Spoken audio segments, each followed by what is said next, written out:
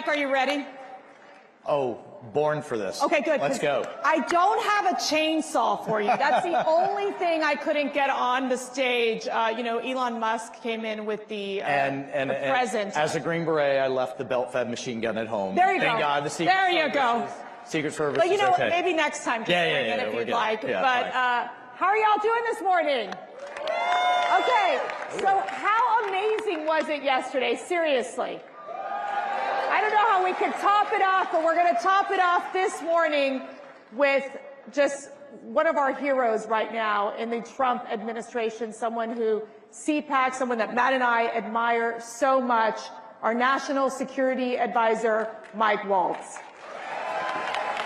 So let's jump right in. Obviously, you've just come back from Saudi Arabia. You were meeting with Russian officials on really looking to find a solution to end the war in Ukraine between Russia and Ukraine. Tell me first how those negotiations are going. Any insight that you can give to our CPAC family here in terms of progress that's being made? Well, let me make one thing clear. We would not be in this position, not even close, if it weren't for the leadership of Donald J. Trump. Period. Right? I had the honor of sitting in the Oval Office and listening to President Trump speak with President Putin of Russia and hearing both Putin and then immediately Zelenskyy both say only under President Trump's leadership, say this to him, and only he could drive an end to this war. So under Trump, this war will end. And it will end soon, and he is the president of peace.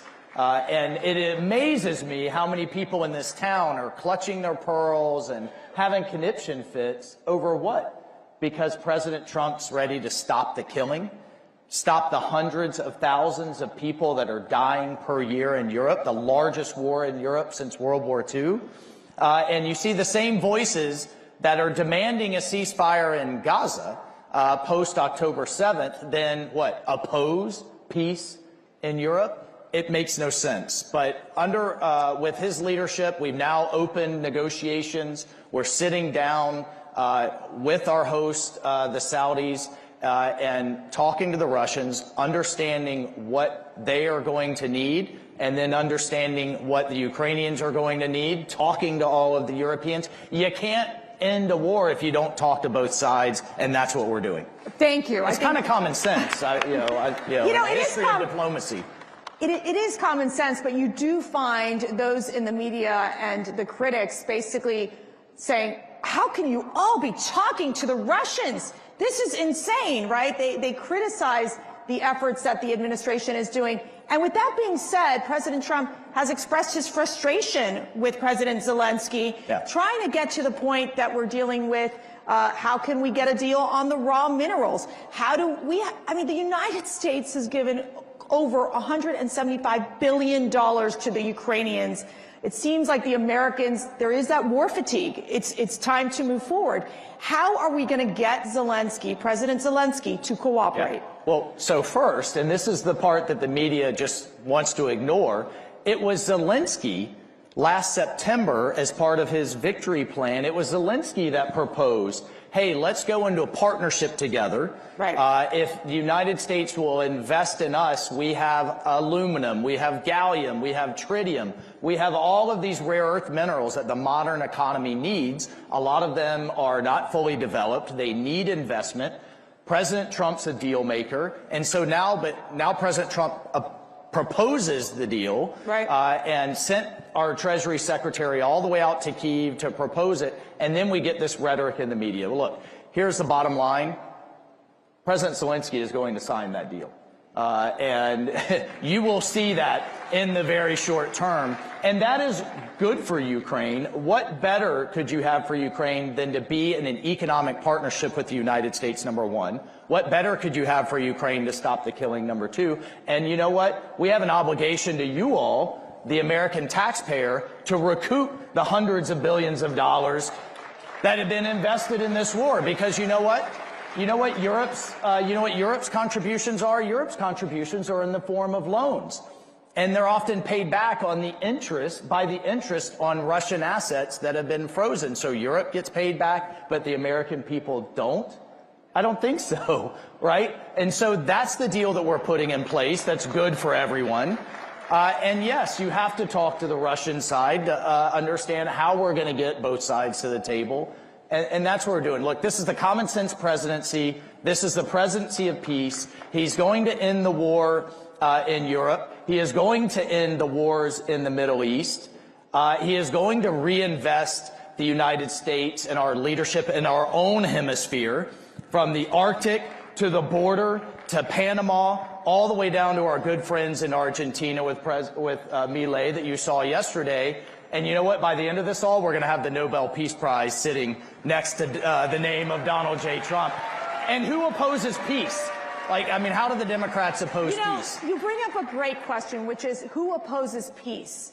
Yet you've seen the European leaders under President Macron trying to bring the Europeans together in dealing with the Russian and Ukraine situation. They have been unable to move the ball forward. How are we going to bring our European leaders on board?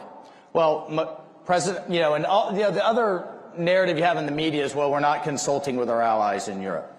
President Trump has talked to Macron twice last week. He's coming here Monday. The Prime Minister of Britain is coming here next Thursday. We are engaging all of our European allies, absolutely. The NATO Secretary General and I just spoke. You establish peace through strength. And we have been demanding that the Europeans step up and contribute to their own defense. And as of now, a third of our NATO allies still are not contributing the minimum, which is 2% of their GDP that they committed to a year ago, or I'm sorry, 10 years ago. So that's unacceptable. And if you know what, the Europeans want to take a bigger role in their own security, that falls in line with America First principles as far as I'm concerned, as far as President Trump's concerned. So you know what, he's kind of rattled their cage a bit. And now they're saying, you know what, suddenly they found more. And they're coming to the table with more. Fine by us. We've only been asking for over a decade now. Shifting gears here to Iran. We've got Ambassador Mark Wallace with us, basically one of the biggest fighters in terms of ensuring that we can see change in Iran and leading the efforts incredibly here in the United States and across the globe. But I've got to ask you right now, what is this maximum pressure campaign going to look like in terms of Iran? How are we going to stop Iran from exporting terrorism into Israel and killing innocent lives? Well, first, thank God that Prime Minister Netanyahu, that Bibi did not listen to the Biden team and did not listen to Kamala Harris. And as a result of his leadership and Israel's leadership, Hezbollah in Iran is now decimated. I mean, the pager, beeper, and walkie-talkie operation is going to go down in history. And as a Green Beret, I appreciate a good covert operation. That was one of the greatest ones in history. So you have Hezbollah largely decapitated. You have a real opening in Lebanon that you haven't had in a generation. You have Assad gone in Syria. You have the axis of terror from Iran all the way to threaten our partners, Israel, essentially disrupted, and we need to keep our foot on their neck in that regard. And then from a maximum pressure campaign, the president just signed that executive order returning to maximum pressure to start keeping a foot on the neck of the Iranian economy.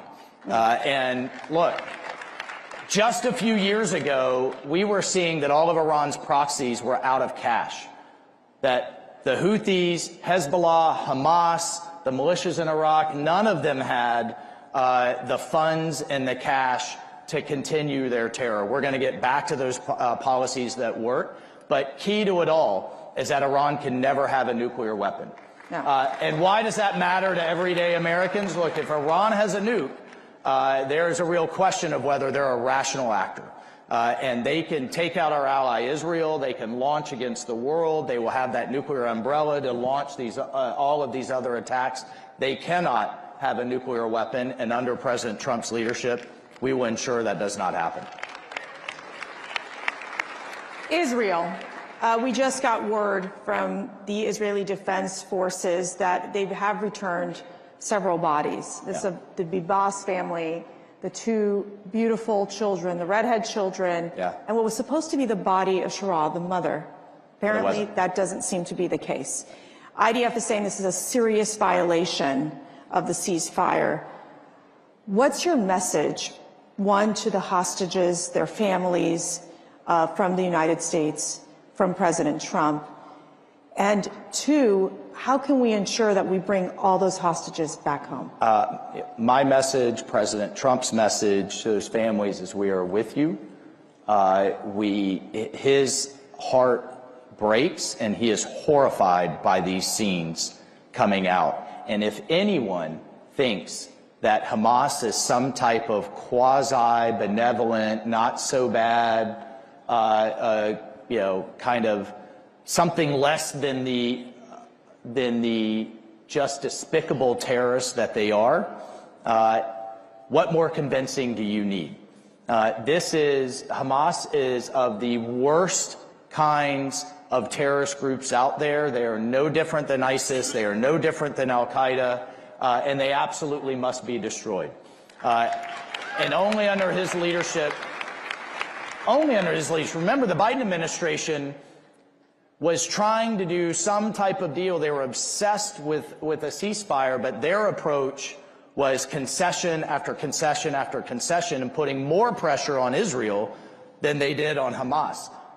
Only when President Trump came in and said, look, there will be all hell to pay, the credible threat that only he can deliver, did we see this deal come into place, still under Biden. And we saw our people starting to come out, including 2 Americans, with more to go. So this is only happening because of this election. These are the kind of consequences this election has had. And we will continue to get out everyone that we can. But remember, just 6 months ago, 8 months ago, you had college campuses, you had students, you had faculty, you had protesters celebrating Hamas, talking about from the river to the sea, having the worst kind of anti-Semitism, and now we've seen, and we just saw yesterday, the despicable people that they are and why they can never be allowed to run Gaza and why we can never allow another October 7th again. And there is a lot of talk about two-state. You know who doesn't want a two-state? Who will never allow a two-state? Hamas. And this is why they can never, they just cannot exist going forward. China is one of our biggest threats. We have seen how China has infiltrated our institutions, has brought fentanyl into the United States, has stolen our intellectual property, have basically made so many deals with many Latin American countries, African countries. They're trying to be strategic in ensuring that the U.S. does not get involved in some of these regions. This has significantly changed under President Trump. Walk us through how we're going to deal with this threat of China. Well, remember, President Trump is who pivoted us, pivoted the whole national security apparatus back in 2017 and 2018 to deal with the threat and the competition that China is. But he firmly believes we can win this economically, we can win this through our supply chains, we can win this through our markets and fair trade deals, and at the same time rebuilding our great military under, how about our Defense Secretary, Pete Hegseth, right? Getting them focused on being the most lethal and most badass military in the world and projecting that strength. But at the same time, he appreciates the infiltration that's going on, and we just had Panama say, you know what, we're done with Belt and Road, we're done with allowing China to infiltrate critical strategic assets like the Panama Canal. And again, it's only been a month, folks. We've still got it. We told the president, you said, you have a full 4 years. We don't have to get it all done in 4 weeks. And just final thing, because you mentioned fentanyl. We are going to unleash holy hell on the cartels. Enough is enough. We are securing our border. And the cartels are on notice. You've seen images of the Mexican army doing joint patrols with our Customs and Border Police and with our military to secure the United States border, because without a border, you don't have a country and you don't have sovereignty. And if there's not anything more than America first than that. And so a lot of, going back to things that worked in the first term, but you know what we have now in the second term? We have a team that is 200% on board with the vision of President Trump. And we've got a great Secretary of State, a great Secretary of Defense, Secretary of Treasury. We've got the Team Florida with Susie Wiles and our Chief of Staff. Like, we are hitting on all cylinders, and we don't have a president that's year 1 or even year 5. He's year 9. And we are building the rocket as we're launching it, and it's just been the honor of my lifetime to be a part of it. So I was going to ask you who can bench press more, Secretary Hegseth or Mike Waltz, but I'm going to skip that question. We're just going to go a little personal here. Yeah. You wake up every morning. You have one of the most important jobs in the administration. I'm working for a man who doesn't sleep, but That's yes, true, I So that means you're not sleeping either. Yeah. What drives you? What inspires you to do what you do every day? You know what? It really is. It's been about 20 hours a day.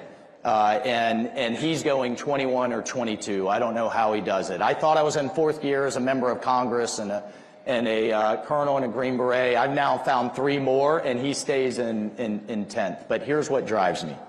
These guys. I don't know if you can see this bracelet. This is one of my Green Berets that I lost in combat. And every morning I get up, I look in the mirror, we get ready to go, and I tell myself to be worthy.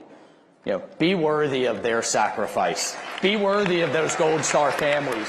Be a citizen that is worthy of this blessing that we all wake up with, breathing free air in the greatest country on earth. But we got a glimpse the last 4 years of what the world and what the country would look like under progressive lack of leadership. The world got a glimpse of what the world coming unglued, starting with the disgraceful withdrawal from Afghanistan and how that was done, through the wars in Europe. We went from the Abraham Accords to the Middle East on fire, and out of control border. I think, and the president is thinking about this a lot as well. Of course, he wanted that second term. But you know what? Maybe God had a different plan, that the world had to see and feel what it would look like in the country without him. And now you're seeing this amazing embrace of his leadership in the world.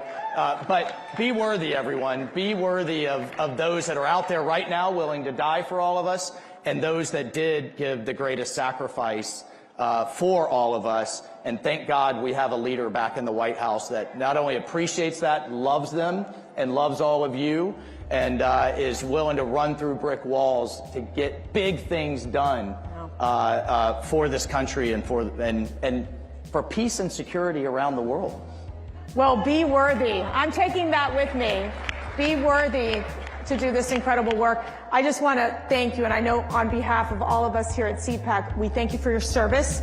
We thank you for your sacrifice. We thank you for supporting and giving advice to this great president and in serving in this administration. Ladies and gentlemen, our National Security Advisor, Mike Waltz. Thank you so much. Thank you.